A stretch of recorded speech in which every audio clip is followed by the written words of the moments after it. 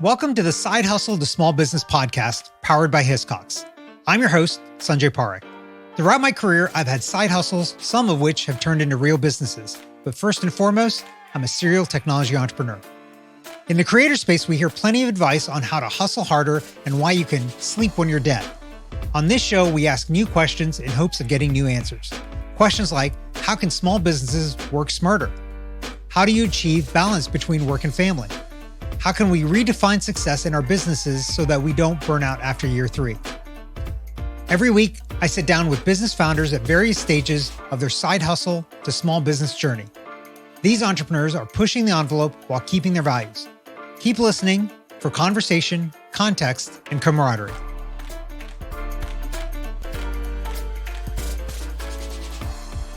Welcome to the Side Hustle to Small Business podcast. Today, my guest is Monisha Longacre. Monisha, I'm excited to have you here. Thanks for being on the show today. Thank you. It's so good to be here. So give us a little bit about your background and what got you to where you are today. My background is mostly in digital media. Spent 13 years at the Weather Channel. I went to school for communications, thought I was going to be a journalist, and ran smack dab into the internet, which changed everything. At the time, I thought it was going to change communications. Little did I realize it was going to change how we did everything. Right. So I was really on the forefront of that and very fortunate to be in that space. After the Weather Channel, I worked at several different tech startups in ed tech and HR tech, and really got a bug for how do you make people's lives better with technology. And throughout that, I was really busy juggling work, family, kids, and realized that I had spent a lot of time perfecting different techniques to help me manage it all. So that got me into this whole side hustle of Productivity 101, which is my business. And I first launched an app called Priorigami, and it's basically a Fitbit type app for task management. Yeah. And so you enter your tasks and you keep track of, your progress made, setting goals, and then congratulate you along the way. And then I took that and I have written a book called Practical Productivity, a guide to surviving life's juggling act. Yeah. And it's chock full of tips and tricks and hacks and all of the things that you've heard that I've actually tried, right, and give you ways to try it out yourselves to find out what would work best for you. Yeah. So I imagine a lot of it stems from that career at Weather Channel, weather.com, and maybe in the beginning not so productive, and maybe by the end you'd figured it out. Like, what kind of transition did you make there? Like, yeah, looking it was back basically, at it all? I have that mindset of everything I see in front of me, I want to find a better way to do it. Yeah. So it's like every little challenge, I was like, okay, there's got to be a better way to manage my time. There's got to be a better way to manage energy. There's got to be a better way to keep track of my tasks. And so I would just try different things. Some worked, some didn't. Right. And it's all different for each person, right? But it was a game to me. And so that's really kind of the take on this book is, how do you make all the puzzle pieces fit? How do you keep all the balls in the air? Which ones are the ones to let go sometimes, and then making it in a way that's not added stress, because we have enough stress in our lives. We don't want to add one more thing to it, but helping you kind of reduce the stress by making sure that you feel like you've got control over it. Yeah. So very entrepreneurial kind of thing that you're trying to do here. Ever did anything entrepreneurial as a kid, or were there entrepreneurs in the family that you saw as you were growing up? Not really. We were all very hard workers. Okay. Study hard, work hard, everything's going to come your way. Right. Definitely more of the approach of more, right? Yeah. And had to kind of unteach myself some of those things. Well, more is not necessarily always better. Right. Making sure you're focused on the right things is better. The right more. So there were a lot of things that I had to kind of give myself grace on and say, wait a minute, maybe this isn't the right approach. Yeah. So at what point then did you decide that, hey, I want to try launching kind of a side hustle thing?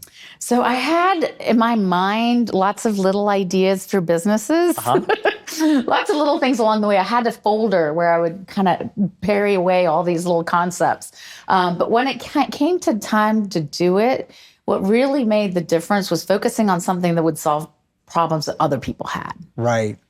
That was, to me, the real, is there a way I can really help? Yeah. And that's what the impetus was to actually take the dive and do it. Right. So for this productivity kind of side hustle, what was it that tipped you over the edge to make you realize like, yeah, this is definitely worth doing? So I think I guess I had kind of built a brand for myself for getting things done. Okay. Like I was the person that, if something needed to get done, give it to Monisha. She'll figure it out, right? And so I kind of saw it as a superpower. And a differentiator. And I was like, wow, gosh, if you could package this and kind of teach others to do the same, I believe there was some value in that. Yeah.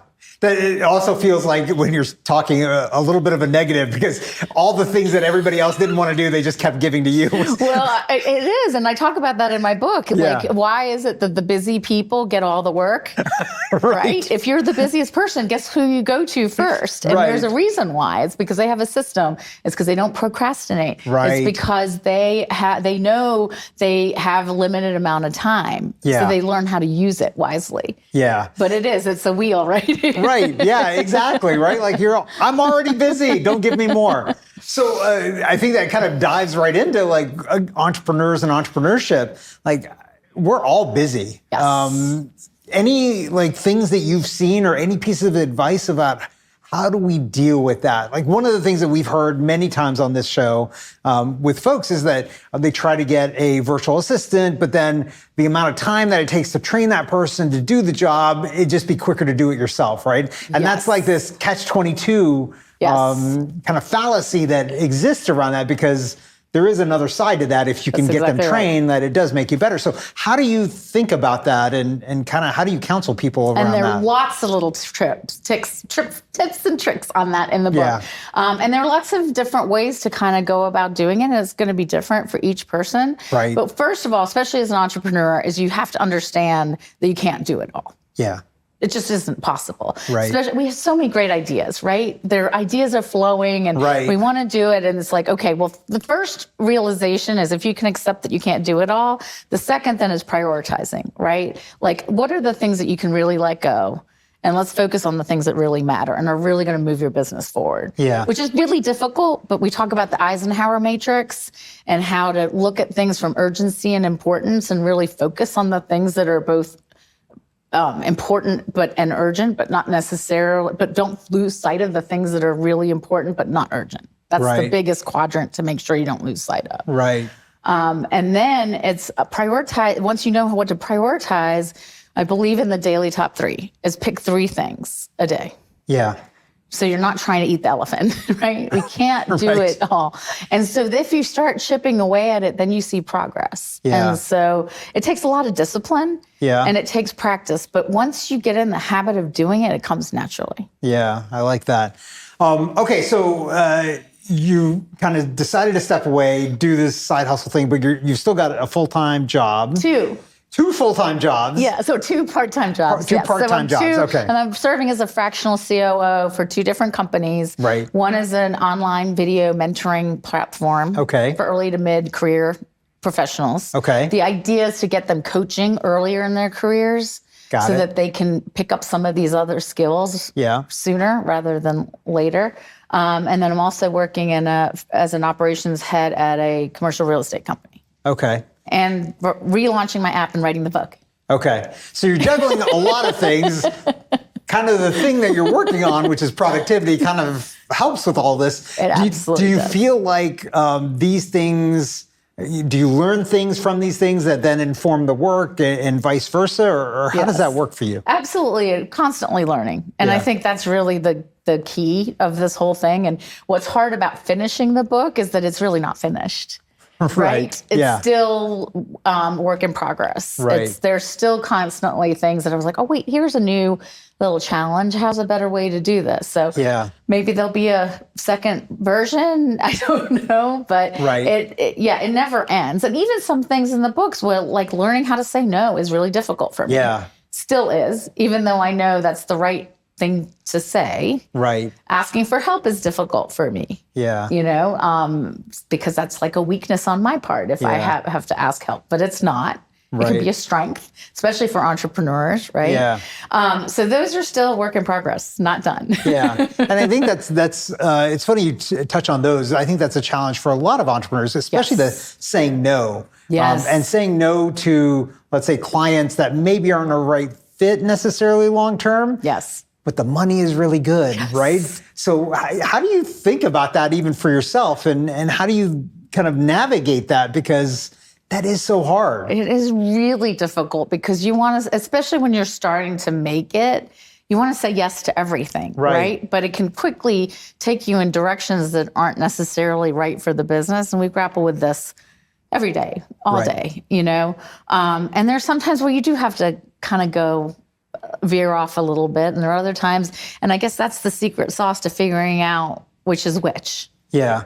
Do you have like a framework or something in terms of thinking about when to say no? Or just, is it like a gut thing and be like, I know this is a no. I wish I knew. Yeah. I'm going to have to work on that. Like figuring out a formula to, you know, when do you, you know, kind of go off or maybe course. It's just always say no to everything. And then if they keep asking, then you say yes. I don't know, because some entrepreneurs have found their key by pivoting, right? Like what they started with and what they thought they were building ended up being different because of the market. So you can't always ignore it either.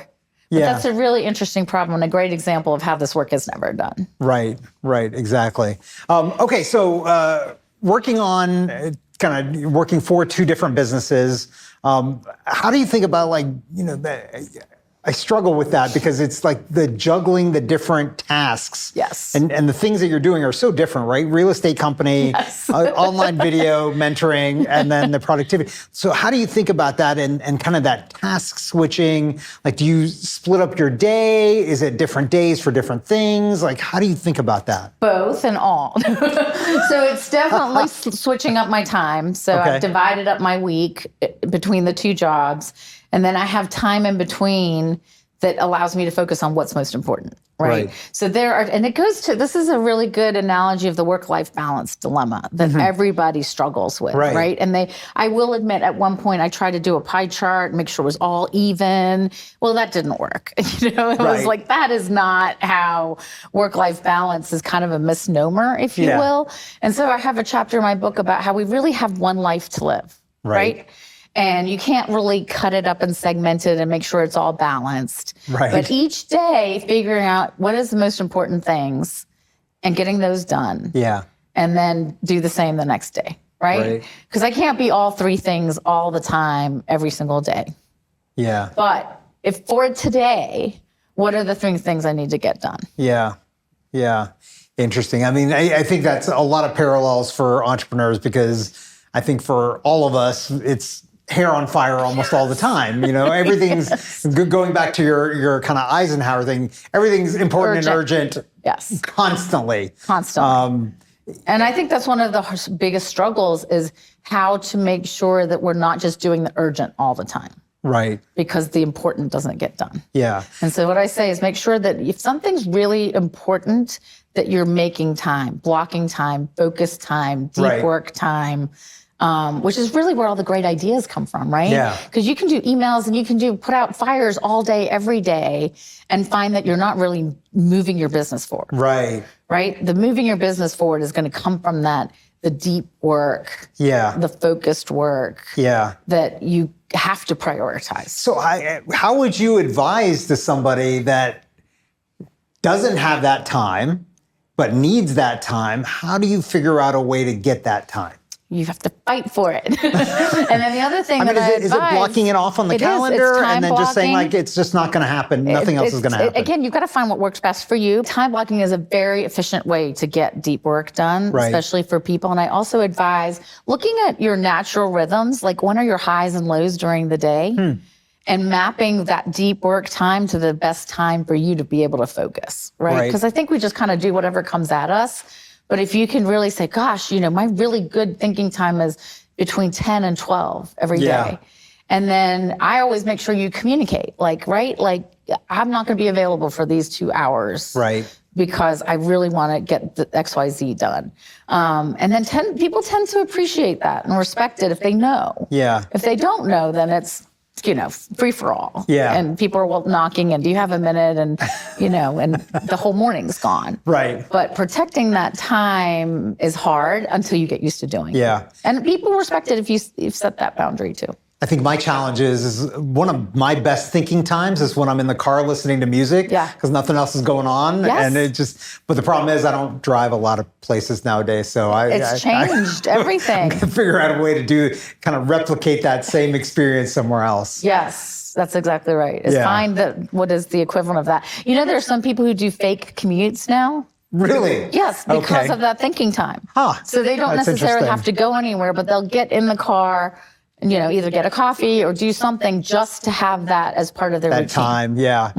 It's funny you mentioned that. I read a story about somebody actually trying to buy a plane that wasn't going to go anywhere, but you would get on and have no access to the outside world so that Same idea. You'd have that time. So that's a little more extreme. Yeah, maybe there's a business idea here somewhere. And in fact, I was just on a plane, and I'm kind of bummed that planes have wireless now. Have Wi-Fi now. Yes, because that was one of my really good sacred times to eat. Nobody could contact you or anything else like that. Or I didn't want to, right? I was Right. like, okay, this is my special time. Yeah. And now it's like, oh, well, I'll just text you. I'm like, no, please don't. So you're juggling kind of a couple of jobs and then this side hustle thing. What's kind of the long term for you? Is it getting rid of the kind of jobs and then making this side hustle thing be the full-time thing? Like, how do you view these things for yourself in the long term? Again, I feel like it's such a work in progress, right? Yeah. Like different things come up and you kind of go with the flow. So I'm not done with going with the flow. Right. I am energized by learning different businesses, really trying to help them with their operational expertise, right? Yeah. Like businesses who have figured out how to be really good at their business, but then the business of business is a whole Right. different thing. Yeah. And so I'm really enjoying that. And I like working for, like, the real estate thing is a whole new to me. I don't know anything about it, but it's been great because it's been such a great learning experience to do what I know how to do, but do Right. it in different sectors. So I'm not done with that yet. Yeah, you've gone through like kind of the really ends of the spectrum in terms of size of organizations, Yes. right? Like whether a huge Yes. organization, and now you're working on these smaller startups. And a lot of times, small organizations try to act like the big ones, Yes. right? But I think it's to their detriment because they have some advantages that don't happen in big organizations. Are there certain things that you see that small organizations try to do that they shouldn't do, or things that they don't do that they should do? And I think that's what I like about where I am right now is I have seen both very early startups. I Right. have my own business that's just me. And then I've worked for EY, which is even larger. Right. So seeing that whole spectrum, I can be really thoughtful about recommending things that are right-sized, Yeah. right? Because it's hard to not get caught up in, we need this big system and we need this big system, and saying, wait, no, you're still 30 to 50 people, you Right. know? But there are some things you do need in place now that you've grown to that size. And, it is not one size fits all, but where you are in your maturity and trying to make those right decisions so Yeah. you're not over. I mean, the beauty of that size is you don't want to be bureaucratic. Right. You don't want the administrative stuff to start eating away at all your work time, right? So how do you still get those processes in place that make sense, but aren't going to get in the way of doing your job? Is there something that you see often that small businesses should do but aren't doing that they could steal from larger organizations? Like maybe to help them plan for scaling up and getting bigger over time. The one thing I see, and this is pretty consistent, and it doesn't matter what size business you are, but I think, again, when you talk about productivity, is everybody's got to get better about giving feedback. Learning how to give it, Right. learning how to take it, building it into your culture. Yeah. I just think that's one of the biggest things you can do from an operational success standpoint. Yeah. That is the hardest thing to get people comfortable with doing. Yeah. Interesting. Okay, let's change gears a little bit and talk about kind of your transition. So whether E&Y and then into this things and doing your own things. Was there anything that made you nervous as you made these transitions, and how did you deal with that? I don't think I get nervous. No? Change has always been exciting to me. Okay. And I think part of it is just that learning culture. Like, I want to learn something new. I want to experience something new. I'm not afraid of a challenge. I was always the change agent, right? Like, we need to move from this to this. Okay, help do that. Because I just think there's always something better or something new or something different. So if anything, I seek it. Yeah. I don't avoid it. Yeah. And that's, as entrepreneurs, that's really kind of what we are, right? But the friction we have a lot of times is for those other people that are not that same, right? And a lot of times entrepreneurs will try to just steamroll because we know, like, look, this is the better way to do it. Yeah. It doesn't always go well, right? Yes. Any experience doing that? Like any advice on how to manage that for entrepreneurs that might be listening? Yeah. And again, the whole key is kind of that shared vision, right? That shared purpose. I think, especially for entrepreneurs, we have that in our head. Right. But making sure everybody else understands it and is bought into it is a whole nother effort. Right. Just because you've got it doesn't mean that everybody else is on the exact same page. Right. And we're moving a million miles ahead. Right. Yeah. But in order to bring everybody else with you, you got to slow down. Yeah. Which is hard. Right. And make sure they're bought in. Right. Well, first understand and then bought in. Right. Yeah. Which is a whole different aspect. This is great advice. I like that. Any advice on how to make sure that happens and make sure that they do understand and they do buy in? Because a lot of times in corporate America, you'll get the, but it's actually a no, right? And they don't get it or they don't believe in it. And again, I've seen this over and over again. And the number one thing I think that makes all the difference, and it's hard, is full transparency. Yeah. Right? Like if something's not working, for a leader to say, guess what, guys, it's not working. Right. Is huge. But I think we're always afraid to have that conversation or be that transparent or be that open, especially when you're building something new, right? Like the last thing you want to say is, ooh, this isn't working. But if you do, you know how much credibility and trust you build? Yeah. You can, it's like, oh, wow. Especially when we're figuring something out. I don't know all the answers. Yeah. We got to figure this out together and I need your help. Right. And you can see the exact opposite happen when leaders are not transparent. Yeah. So let's talk about kind of how you manage your day and everything. We touched upon it a little bit ago and, the pie and work-life balance. How do you manage it for yourself? Is it all based on the calendar? You just try to time block it? Do you let things be flexible? How do you think about, work-life balance and family time, all of those kinds of things? So I really do use my calendar a lot to make sure that the non-negotiables are there, right? Like this podcast is there, it's blocked. I'm not moving Definitely doing it. Definitely doing it. And then I try to take my top 3 of the day and make time for them. Okay. Right? And do you do that the night before, a week before? I do it in the morning. Okay. It's and the day of. Priorigami will actually send you an alert to say, hey, time to set your top 3. And you can set it for the night before. I do it then the first thing in the morning. Okay. But then there's things that I know that it doesn't go always to plan. So I have a plan. I always have a plan. I also accept that it doesn't always go to plan. So I always have a plan B.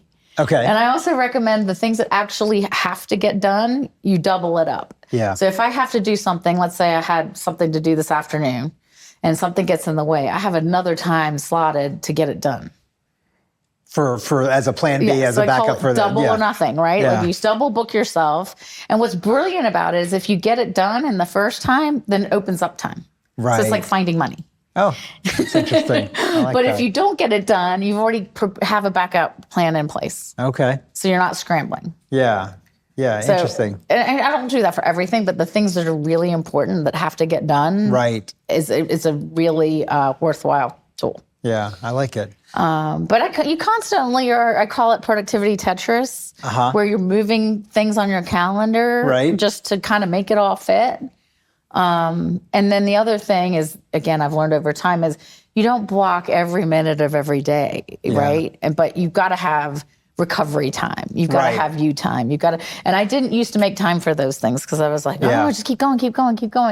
But I definitely value, so I put it on my calendar now. If I'm going to walk and my team knows that I don't take my phone, and it's there. And it's, if anything, it role models that behavior, right? So at lunch, 2 or 3 times a week, I'll try to walk. And I just block it as walk. Yeah. And they know I don't have my phone.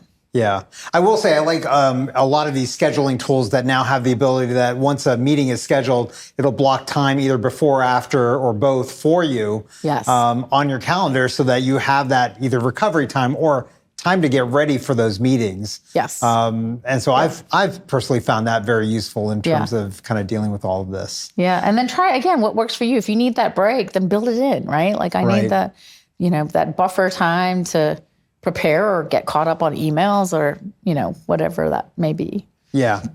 Okay. Last couple of questions here for you. One, if you were talking to somebody else that was thinking about doing the same thing as you, escaping a corporate job, starting to do startups or starting a side hustle, what advice would you give to them? It's much harder than you think. And I do talk to entrepreneurs all the time, or wannabe entrepreneurs mostly, right? And they've got this great idea and they're so excited and they don't want to work for anyone anymore.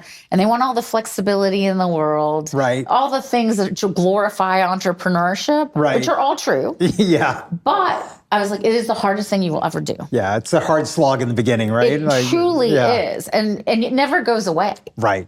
Like I said, you never turn it off. You never take a vacation. Yep. You never, there are these things, and are you ready for those things? Because that's the stuff that nobody tells you. Right. It's very glamorized, right? Like, you're your own CEO. You get to call the shots. You get to prioritize. It's like, no. Let me tell you what the reality is. Right. You don't call on people. When you take a day off, your business stops. Right.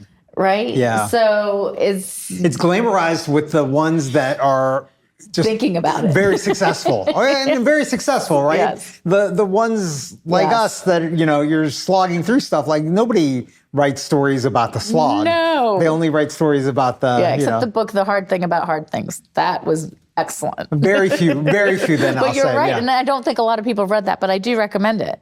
So before you jump into this, make sure you know exactly what you're getting into. And I don't want to discourage you from doing it, but just realize this will be the hardest thing you've ever done. Yeah. But maybe the most rewarding as well at the same time. Yeah. Kind of like parenting. So last question for you, like looking back on all of it, since the beginning, since you started working, if there is something that you could do over again based on what you know now, what is that and why? Oh, goodness. That's a great question. If I could do it over again, I think I'd have a lot more confidence.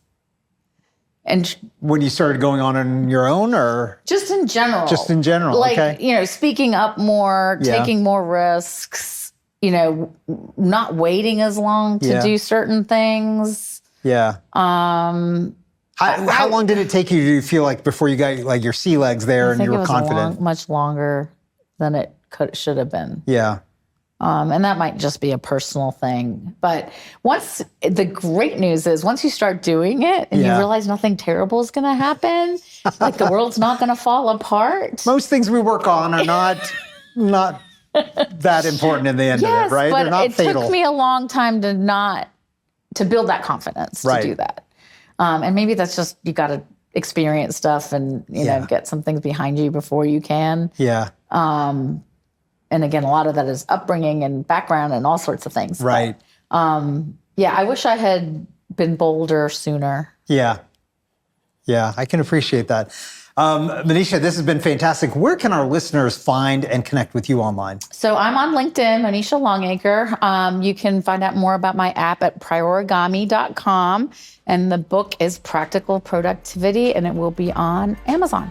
Awesome. Thanks so much for being on today. Thank you. Thanks for listening to this week's episode of the Side Hustle to Small Business podcast, powered by Hiscox. To learn more about how Hiscox can help protect your small business through intelligent insurance solutions, visit hiscox.com. And to hear more Side Hustle to Small Business stories or share your own story, visit hiscox.com/side hustle to small business. I'm your host, Sanjay Parekh.